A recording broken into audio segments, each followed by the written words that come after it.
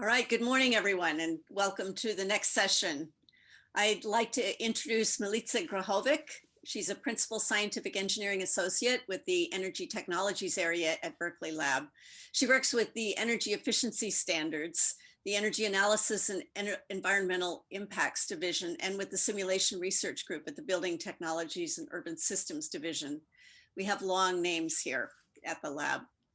Milica performs modeling, research, analysis, and in that context, she also develops sophisticated software tools at the intersections of energy conservation standards, policy analysis, energy efficiency, renewable energy systems, and HVAC systems and controls, as well as economics. She holds a PhD in electrical and computer engineering with a focus on energy economy from the Technical University of Munich in Germany, and has a background in mechanical engineering from the University of Banja Luka in Bosnia and Herzegovina.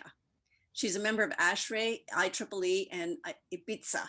And so without further ado, I'd like to hand it over to Milica. Thanks, Janie, for this wonderful introduction. Thanks, everyone. I would like to welcome you to my talk on control description language. So as Janie said, my name is Milica Grahovac, and today I will be talking about the control description language in the context of it being a foundation to digitize control delivery process. The CDL, or Control Description Language, was developed at the Berkeley Lab in the scope of the Open Building Control Project, or OBC. OBC is led by Michael Wetter as the project PI. It was initiated in the winter of 2016, and it has ever since been advancing the development of tools and processes to support the digitization of controls delivery process for the benefit of the building industry. Further contributors to the creation of control description language, as well as contributors to the OBC project, are Jianjun Hu, Antoine Gauthier, Anand Prakash, and Paul Ehrlich. So I will first show you the parts of today's talk. I will start with a short CDL introduction, just the basics, and dive right into the CDL technology and show you a few concrete examples. And then I will elaborate on the OBC controls delivery process and how it has been envisioned. And I will also touch upon the sequence configuration tool that should be the software tool that enables such a process together with other technology in the scope of the OBC project. And then I will talk about the impacts and show you one example of where we've been able to use the CDL technology to estimate energy savings. And then there will be a demo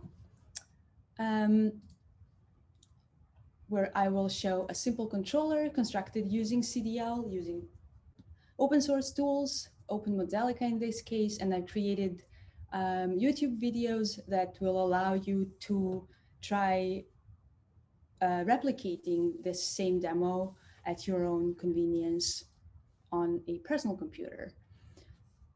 Last but not the least, I will mention the standardization. CDL is currently being standardized through ASHRAE and hopefully also later through ANSI and ISO. So what is CDL? CDL, or Control Description Language, is a declarative language that consists of block diagrams that can be used to express control algorithms, and it was developed by the Simulation Research Group of the Energy Technologies area at Berkeley Lab. As I said, it was initiated and created in the scope of the OBC project, and OBC project is targeting the reduction of cost and time used to design conventional controls through digitizing the controls delivery process. CDL is designed in such a way that it can be used to conveniently specify building control sequences in a vendor-independent format and use them within whole building energy simulation, and then translate them for use in building control systems, if not using CDL directly. Okay, so that was already enough of high-level talking and I will show you some example of elementary CDL blocks. Here on the left side, you see the library of packaged CDL blocks. So we have constant, continuous blocks, logical blocks. That's how we've classified them. So it essentially features a collection of elementary input-output blocks. And those blocks, we hope, and we will also develop them further, but at this point, they provide most, if not all, functionality that's needed for expressing conventional control sequences. So one example would be an adder block. An adder block lives under continuous package because it uses continuous, thus real numbers. And it has two inputs, U1 and U2. And it also, if you were able to double click, if this was a real simulation, then you'd be able to double click and also add it the gains, the K1 and K2. And with that, you have an output that equals K1 times U1 plus K2 times U2. So relatively simple if you want to just add two signals and potentially have gains with them. Another example would be a logical block. What makes a block logical? Well, it has an output that takes logical values. There are two values, true and false. And in this case, I'm showing you a source block. It's a source because it generates an input, in this case, a pulse. And the user can specify the width of the pulse. So how far apart are the two ramps from false to true. And also you can specify how wide each true period is. And if you follow my YouTube videos, you'll be able to investigate all of these blocks. They're all documented and easy to understand and freely available. Okay, so what do we use these blocks for? We construct control sequences in CDL, such as this one for an exhaust damper. This one was implemented based on ASHRAE Guideline 36. Some of you may be familiar with ASHRAE Guideline 36. Last year at this event, Steve Taylor was talking about the high-performing sequences of operation that are encapsulated through the Guideline 36. And this is one section of it that provides essentially 3 clauses. And this English language description looks like this block diagram of CDL blocks. Here we have how many? About a dozen altogether of basic CDL blocks. So taking it one step further, we have this hierarchical structure that we can apply using CDL blocks. So we have one CDL block. We create a subsequence using different CDL blocks that allow us to provide the functionality specified in the English language description. For example, here I'm displaying the damper modulation subsequence. And with this damper modulation subsequence, I can save that as one model and then reuse it in a more complex, kind of higher level economizer subcontroller that needs a damper modulation subsequence.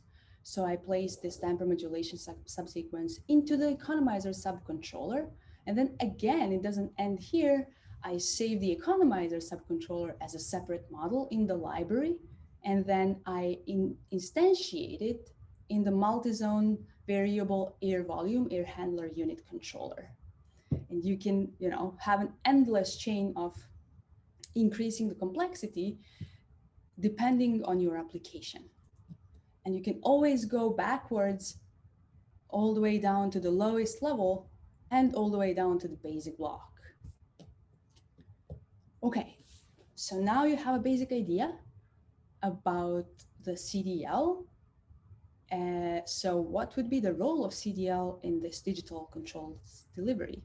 Well, ultimately, CDL is a language of modern controls design that enables us to digitize a controls delivery process. That's our premise.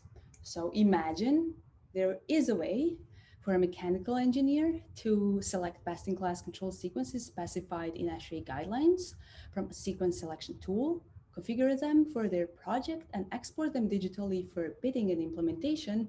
And then the bundle can include the controls verification tests. The control provider can then automatically bid on the project using this electronic specification and implement the control sequences in their building automation systems through code translation. Additionally, the control sequences can contain the semantic information that would be the tags that allow us to automatically connect the appropriate sensor to the appropriate control input or devices. And there are tagging schemes called haystack and brick. So the installer can automatically connect hardware, being helped with the haystack and brick tagging schemes. And this automated tags also make it easier to utilize the fault detection and diagnostics methods and to utilize energy information systems as a whole. Commissioning agent can verify, and that's often the crucial part, can verify formally that the sequences are implemented as specified using the haystack brick information to connect everything into a functioning control system. So how is OBC project making all this possible?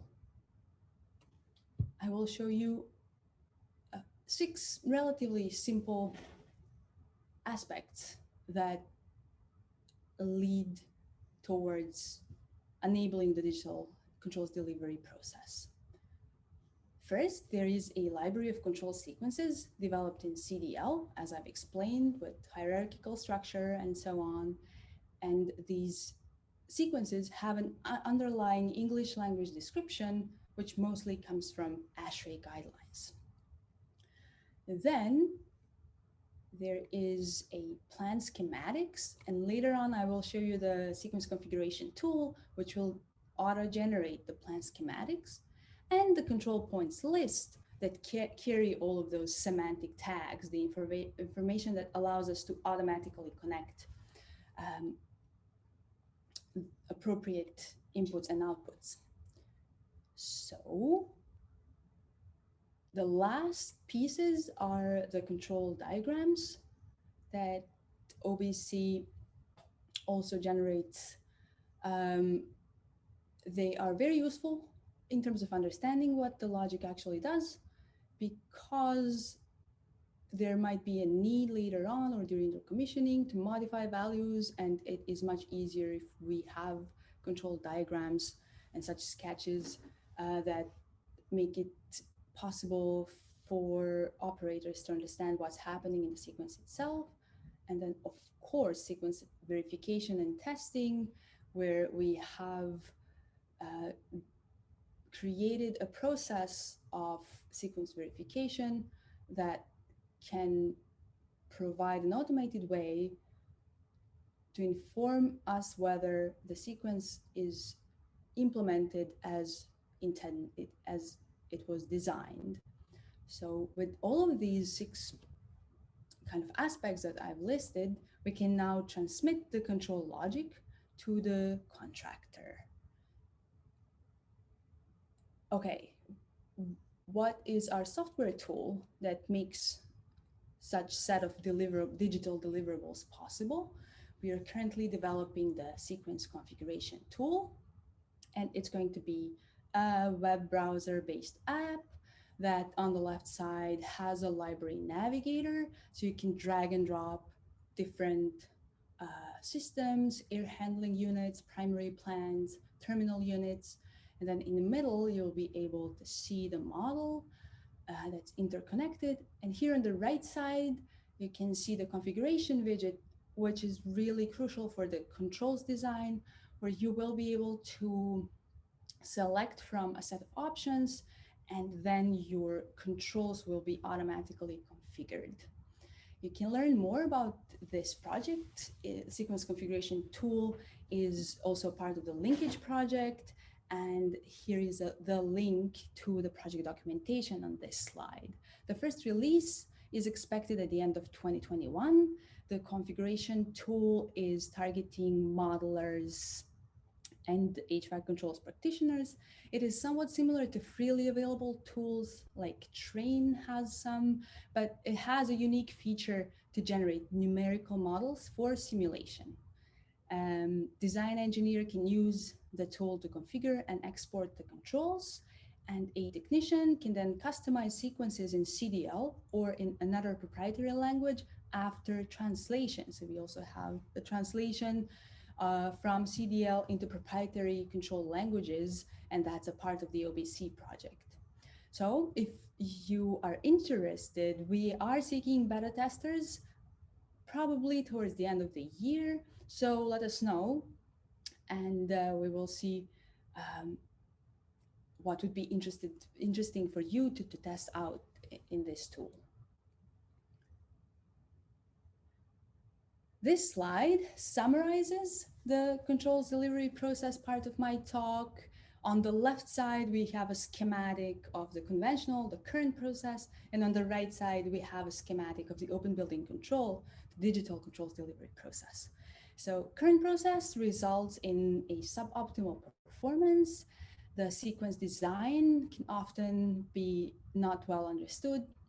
It can be difficult to estimate savings of sequence alternatives, and sequence errors are introduced in the process of documenting, interpreting, and programming the sequences, as build sequences are rarely accurately documented. On the right side, the innovation that we are bringing in should allow for a higher quality, where the designer starts with a library of sequences, including ASHRAE Guideline 36.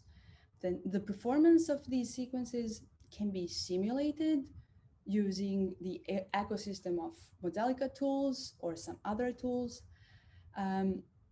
We've provided the provisions to verify and document as build sequences, and Guideline 36. For Guideline 36, we've created the vendor neutral reference implementation in Cdl. So this process itself is more efficient, whether it is the Cdl compliant or that uses Cdl directly, or the legacy where we translate Cdl into proprietary languages. The one additional benefit of using the Cdl compliant, using the OBC compliant process is that it is more efficient. Sequences are in a machine readable format through use of Cdl, and controls contractor could translate the Cdl file for costing and implementation into their programming language. So what are the impacts? Why are we doing all this? It is recognized in the literature that properly designed and implemented control sequences can reduce energy consumption around 20 to 30%. With the tools and processes in place that ensure higher quality of the controls implementation, deployment, and operation, we are aiming to tap into this energy saving potential more effectively. So what are some of those potential impacts of Cdl tools? You remember Steve Taylor gave a talk about Guideline 36 sequences. As I said previously, about a year ago, he explained how the sequences specified in the guideline are more efficient than most of the conventionally implemented control sequences in today's buildings. So one additional aspect of how these tools will be useful relates to the ability to quickly and efficiently introduce modifications to the control sequences in cases where there is a need to modify ventilation strategy or introduce new equipment as it occurs during a crisis, such as the COVID-19 one that we are currently going through. Last but not the least, we provide support for grid interactive efficient buildings through digital twin compatibility. For those of you who aren't familiar with the concept, a grid interactive efficient building is an energy efficient building equipped with smart technologies that optimally and continuously uses distributed energy resources to fulfill occupant needs and preferences, including the cost reductions. We did a simulation case study where we, we, we were able to estimate the energy savings when we applied the base case control sequence um, that is an ASHRAE control sequence from 2006, and we've compared it to the guideline 36 equivalent sequence. We modeled um, we modeled the floor of a prototypical DOE medium-sized office building. We placed the building in Chicago, and we created a HVAC system in a closed-loop simulation model. We've run the simulation for a duration of 1 year, and here are the results on this slide. So the plot shows on the vertical axis the site electricity use in kilowatt hours per square meter per year. And on the horizontal axis, we have the results for the two cases, the base case and guideline 36. We have two scenarios. In the second scenario, we changed the internal gains as follows. We've decreased them in 50% in the north zone, and we've increased them in 50% in the south zone to kind of provide more difficult conditions for the controls. Yet the savings in both scenarios are relative. We weren't able to see a lot of changes in how much was saved. Guideline 36 performed about 30% better than the base case. In this case study, we've done some further research, and I can give you some preliminary results. They are usually between 15 and 35%, depending on the building size, location, and so on. This has been published, and here is the title and authors of this paper if you're interested to find out more information. And the links are also provided. I've provided them at the end of this presentation and also in a separate slide. Okay, so now I'm going to give you a simulation demo. It's going to be two examples. The first example is a system on-off, where I show you a simple controller constructed using the CDL blocks, and then its validation or an experimental setup to see how it actually performs. And then there is a controller tuning example that features two cases, one in which I will show you how you can change how fast a valve is being opened or closed, and the other one where you look at the stability of the controlled variable. Okay, so I will start this first video. This is Open Modalica, and as I said, I provided a YouTube video on how to install this, and I loaded the Modalica buildings library. Now that's on the left side in the library's browser. I know this is fairly small.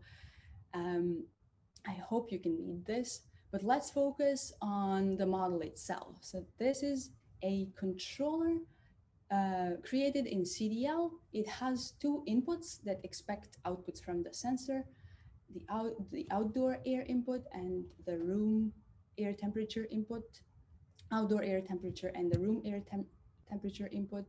And then this is a constant. It is a outdoor air temperature set point and the room air temperature set point. And then we have these two hysteresis comparisons, where we compare the outdoor air temperature to the set point, and there is a bandwidth to avoid short cycling. You're probably familiar with this concept. It's on most today's heaters. There is a hysteresis, so it will turn on 1 degree above when it turns off. And so the logic of this model is simply, I will turn my heater on if it's sufficiently cold outside, and at the same time, and that's what the "and" is telling us, at the same time, it's sufficiently cold in the room as well.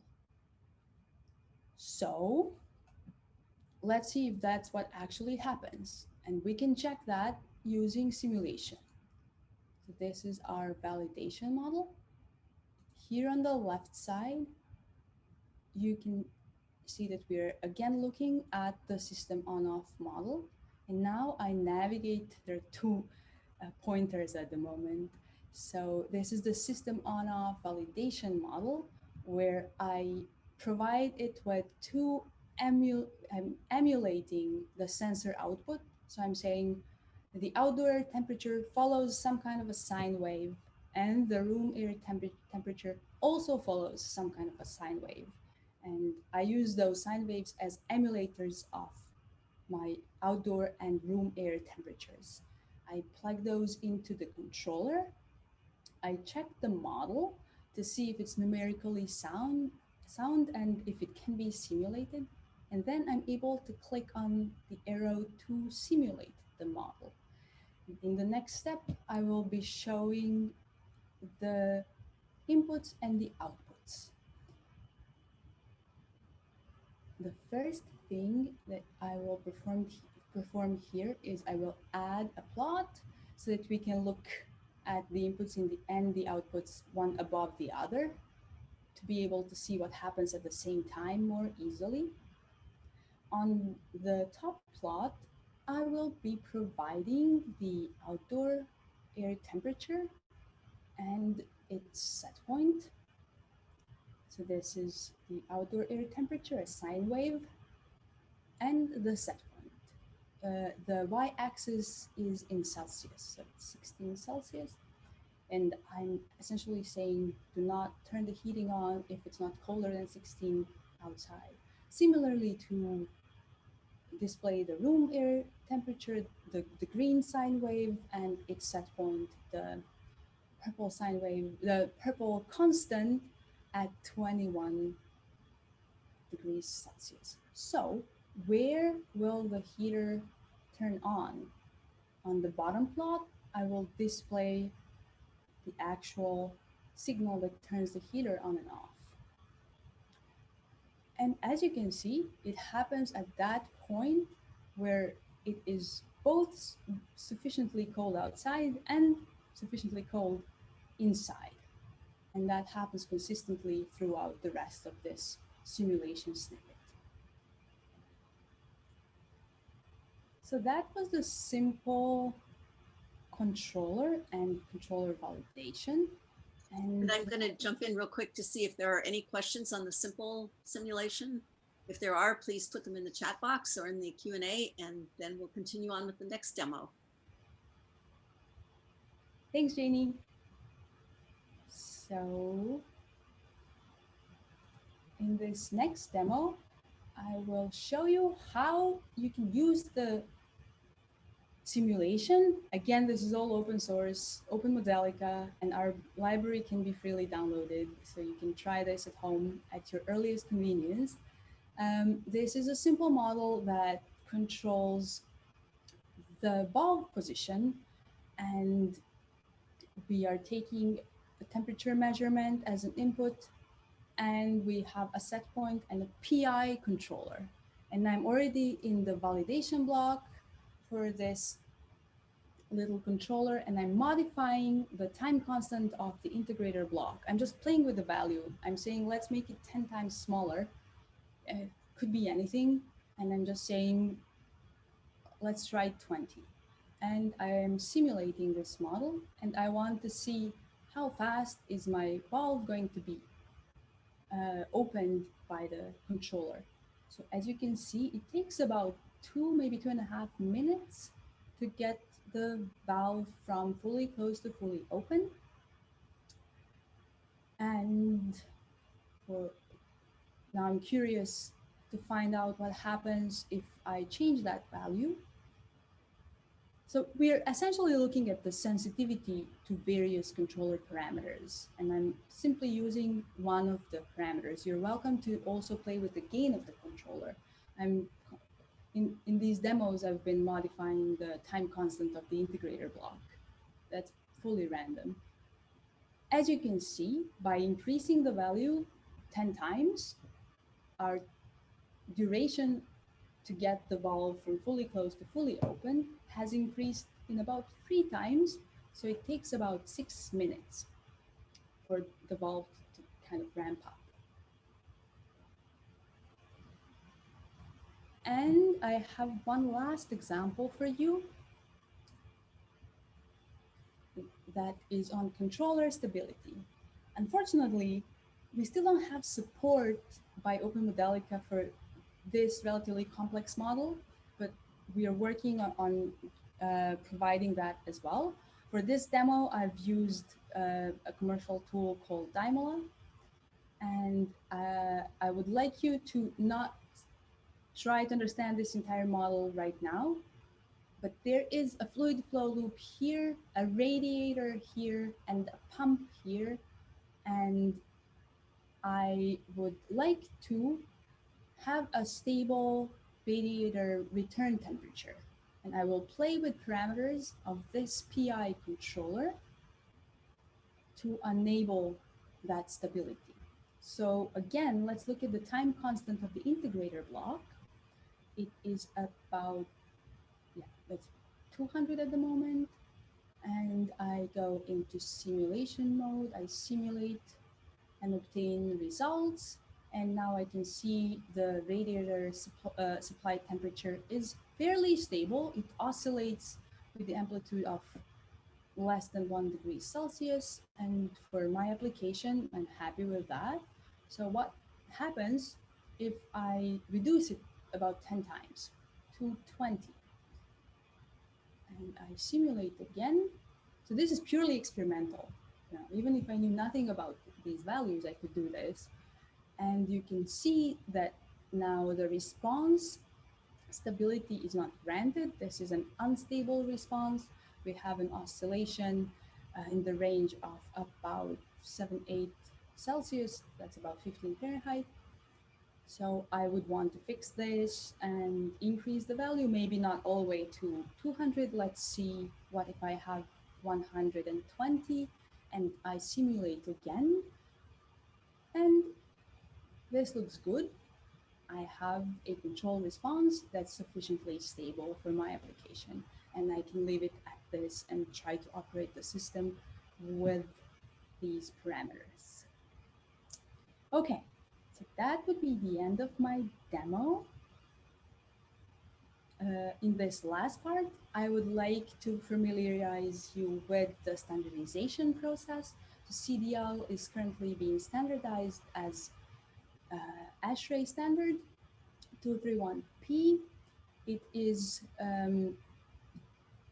sort of a missing piece of a puzzle that's currently being put in place together with the BACnet. That's the communication standard for building automation systems, with semantic tagging that allows for less buggy tagging of the control inputs and outputs and devices, and guideline 36 that specifies high performing sequences of operation. And then I will just list the main benefits of having such a standard. We enable a digital control delivery process. The code is human and machine readable. We enable machine-to-machine translation and can make use of best-in-class control sequences and also have them be verified automatically.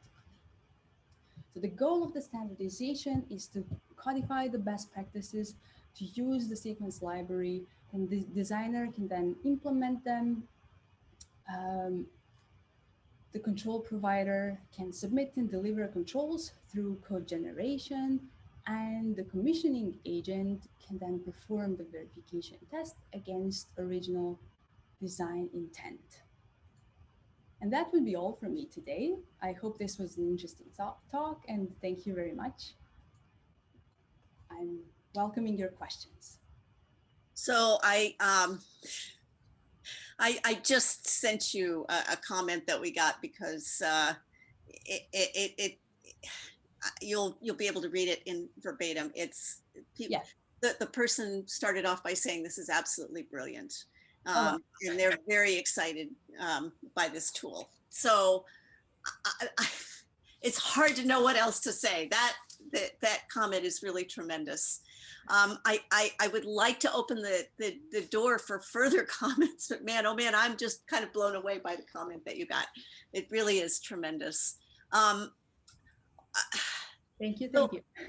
two questions for you to start off with. Will you be available after this in the meet the speaker area so that if Yeah. people have questions, they can, yes, and so that's good. And then we know that to use this tool, it's available now, but in a limited form, and then in the future, it might be in a bigger form. Can you kind of explain any sort of progression that you see coming for this? Yeah, there are two basic um, target audiences, I would say, or target applications. One is the simulation world, and the other one is the industry, and the hope that there will be a strong intersection at some point. So in terms of the industry, the standardization should pave the path towards wider utilization. And then on the simulation side, with the development of the configuration tool and also increased support through Open Modalica, but also the proprietary tools with the development of further libraries of sequences, there is a lot of potential to have these tools be widely utilized. And I forgot one aspect, the educational aspect, where you can, as I said, tonight, if you're not too tired, you can, and if you're curious enough, you can already start using CDL. It is the first open source, and Open Modalica may not support the most complex models, but you wouldn't even start with the most complex models. And once you're ready for the complex models, there will be a support out there that is available to you. Okay, we have a question about how the translation to proprietary languages is going. This is someone who's teaching building automation next semester and would like to be able to use this tool in their class. Is that an option? And a related question is, how could this tool be used by community colleges in general as part of their training in controls?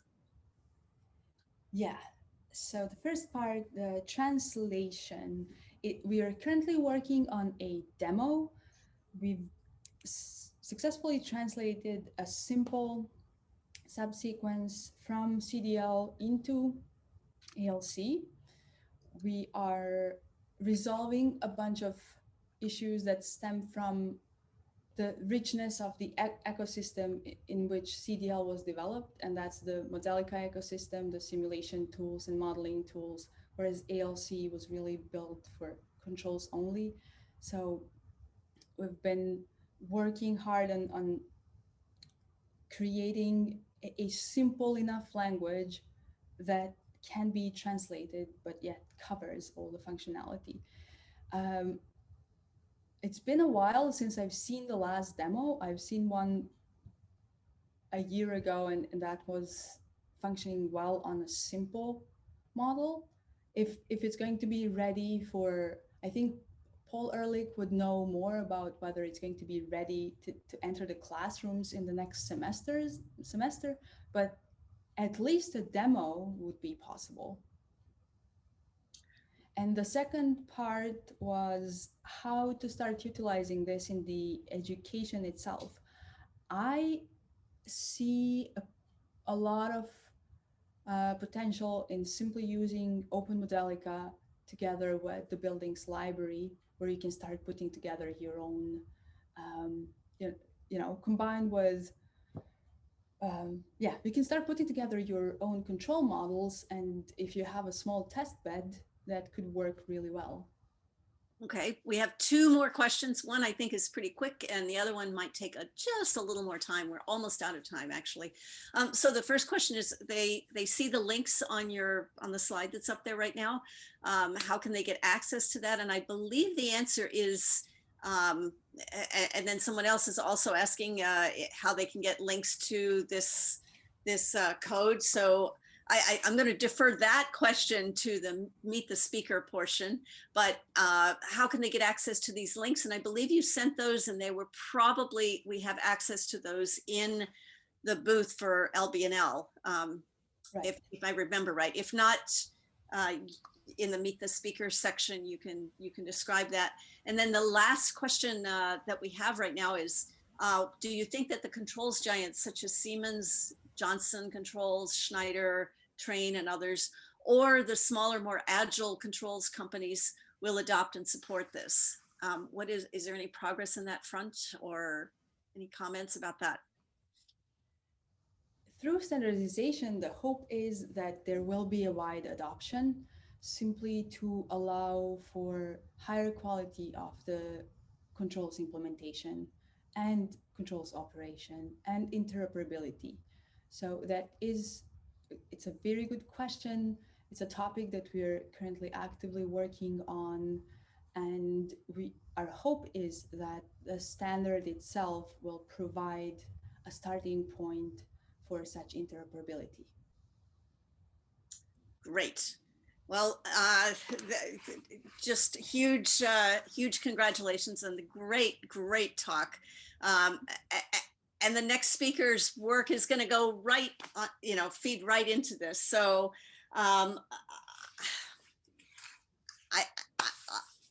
they're very excited. So if we can move folks over to Meet the Speaker or to stick around, it's going to be a hard choice for folks. We'd like to ask you to move over to the Meet the Speaker space if you can, and answer a few other questions. And thank you again very much. We really appreciate it. Thanks, Janie. Thank you for this opportunity. Thanks, everyone. Thanks for listening, and see you in the Meet the Speakers chat room.